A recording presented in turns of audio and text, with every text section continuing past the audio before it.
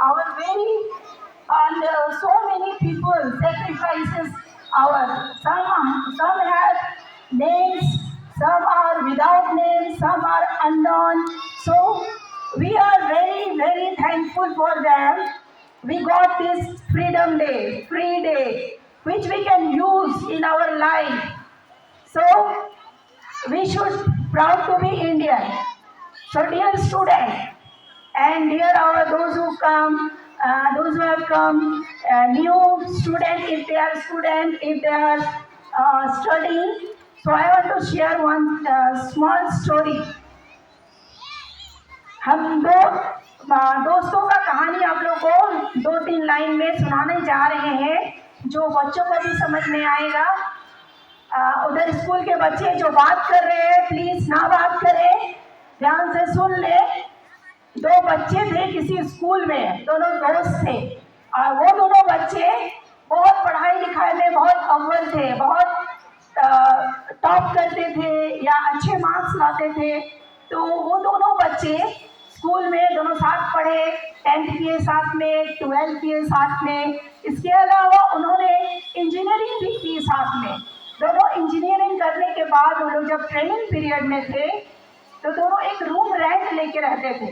तो room rent में जब रहते थे, जब दोनों रूम के बाहर जब कोई भी काम के लिए जाते थे, ऐसा डेली वो करते थे, छोड़ के रूम जाते थे बंद करके। तो एक दिन दोनों दोस्त जा रहे थे तो एक दोस्त को याद आया कि मैं रूम में लाइट और फैन ऑन ही छोड़ दिए हैं। तो जो जिसको याद आया वो दोस्त बोला कि हमको लग रहा है कि हम दोनों ने लाइट फैन ऑन छोड़ा है, तो चलो जाके वापस ऑफ करके आते हैं।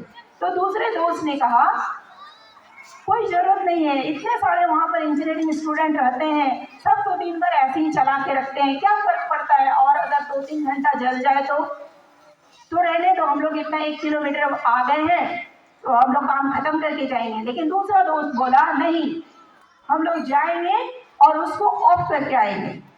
तो पहला बोला कि ठीक है तुम्हारी मर्जी, मैं तो जा रहा हूँ, मैं लेट हो रहा हूँ। तो वो दूसरा दोस्त गया, ऑफ किया और आया। कुछ साल बाद एक दोस्त जो बोला था कि नहीं जाएंगे, वो दोस्त किसी कंपनी में काम करके नौकरी छोड़ दिया और ये जो दोस्त ऑफ किया था वो दोस्त एक बड़ी कंपनी खड़ा कर दिया। तो कुछ साल के बाद वो उसका जो दूसरा दोस्त है वो दोस्त फिर वापस उसके पास आया और उसको मतलब वो नहीं जान रहा था कि उसी का कंपनी है, वो नौकरी मांगा उससे। तो जब उसको पता चला कि उसका है तो फिर वो उससे मिलने गया और जब मिलने गया तो वो उससे एक ही बात पूछा कि दोस्त हम दोनों एक ही परसेंटेज से पास किए, एक ही कॉलेज से इंजीनियरिंग किए, सारा चीज़ हम लोग का डिग्री दोनों का एक ही है, फिर तुम इतना राइज किए हुए हो और मैं नहीं कर सका, इसका कारण क्या है? उस दोस्त ने उसको जवाब दिया, कारण यही है कि हम लोग किसी भी चीज़ को अपना नहीं समझते हैं, किसी भी चीज़ को हम लोग अपना नहीं समझते हैं, इस वजह से हम लोग अपने जीवन में कुछ नहीं कर पाते हैं। तो मेरा बच्चों से और जो टीनेजर से जो पढ़ रहे हैं, कॉलेज में कहीं भी पढ़ रहे हैं, तो इस चीज़ को वो समझे, स्कूल को अपना समझे, अपने घर को अपना समझे, अपने देश को अपना समझे, अपने राज्य को अपना समझे, तभी आप एक अच्छा माँ बाप का बेटा या बेटी या एक स्कूल का स्टूडेंट कहलाएंगे।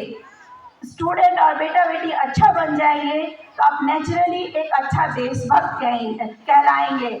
इसलिए आप सबों से अनुग्रह है कि किसी भी चीज़ में आप रहें, उस चीज़ को आप शिद्दत से करें, चाहे पढ़ाई लिखाई हो चाहे काम हो। जय हिंद, जय भारत।